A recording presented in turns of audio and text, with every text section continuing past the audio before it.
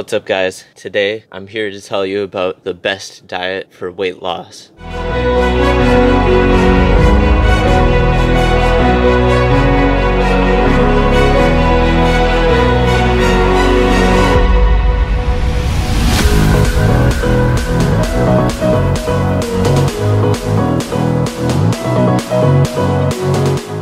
My best recommendations for weight loss are a calorie deficit of anywhere from 300 calories up to 1,000 calories. This is really going to vary depending on your total daily energy expenditure and the size of the trainee. Essentially, the bigger the individual, the larger calorie deficit you can sustain without missing out on vital nutrients that you need to be taking in for health. The smaller the lifter, the smaller the deficit that I'm going to recommend. We need to make sure that post-deficit, the lifter is still able to get in enough nutrients to not be affecting their health negatively. Ultimately, the best diet for weight loss is going to be individual specific, and it's going to depend on what you can sustain and what's going to be the most realistic for you as an individual. I generally recommend higher volume foods that are going to help keep you feeling full and allow you to avoid being in a calorie surplus, able to comfortably maintain that calorie deficit. Whatever specific food items you choose are going to depend on personal preference. As far as specific macronutrient ranges, I recommend a protein intake of anywhere from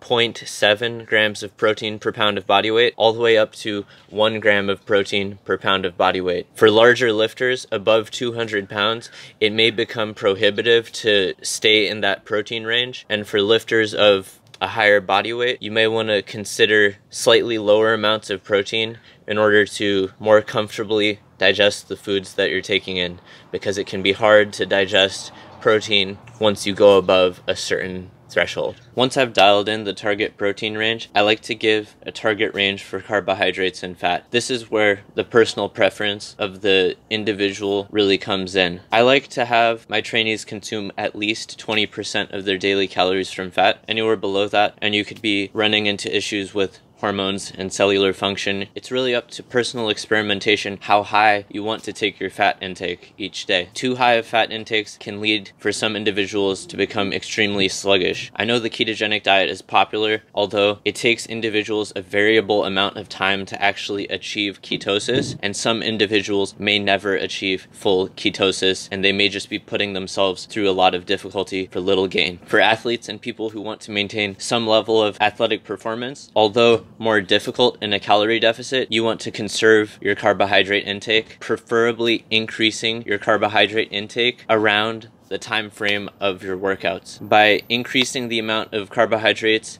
slightly before and around your workouts, you're going to be able to maintain your athletic performance during those workouts. Although most of the energy used in your workouts comes from stored muscle glycogen, some fast-acting carbs may provide benefit when taken shortly before a workout session. When figuring out what types of carbohydrates to consume, you're going to want to select higher volume carbohydrates to help you keep full. As I mentioned earlier, this is where the main volume of your diet comes in. Most of your protein intake is going to be from leaner sources of protein, although including healthy sources of fat such as fish and certain types of meat can be beneficial as well. Hopefully you found this video useful. Let me know if it helped you down below in the comment section. Leave me any questions you might have, and I'll talk to you soon.